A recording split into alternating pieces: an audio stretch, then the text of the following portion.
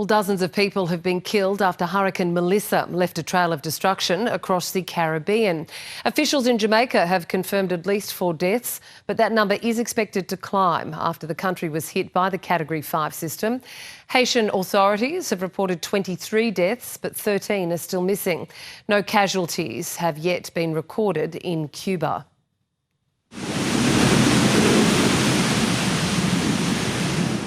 Hurricane Melissa slammed into Jamaica with sustained winds of nearly 300 kilometres an hour. More than 3/4 of the country's residents are without power, with the full extent of the damage around the country not yet known.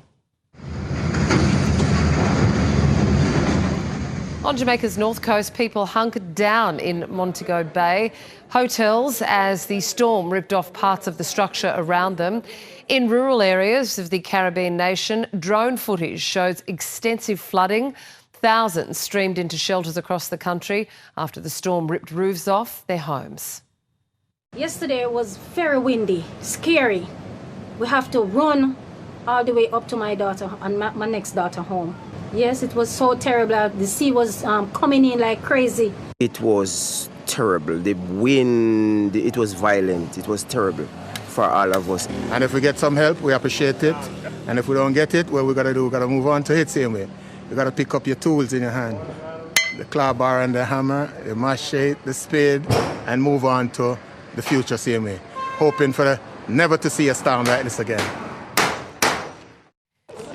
Haiti has been particularly affected, even though the centre of the cyclone didn't hit it directly. Heavy rain has caused havoc in the capital and the country's west, where over 1 million people live in camps due to ongoing gang violence.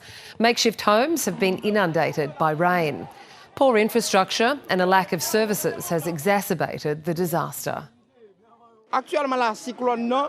To be honest, the storm gave us time to prepare, but it seems like the government and NGOs didn't use that time to help us. They could have brought materials like tarps and wood to help us prepare, but they didn't. It's like they didn't take the storm seriously. We don't feel like we have a good life. We would like that they gave us security to help us back home, but it looks like we are not human anymore. We are not alive. Hurricane Melissa barreled into Cuba as a Category 3 system, causing major flooding. Cuban authorities say about 735,000 people are in evacuation shelters throughout the country's east. No casualties have been reported so far. The hurricane is set to exacerbate Cuba's economic crisis, which has already led to prolonged power blackouts, along with fuel and food shortages. The impact was brutal. First, there was a strange calm, then suddenly it roared like a wild beast. I had to run for cover. There was nothing I could do.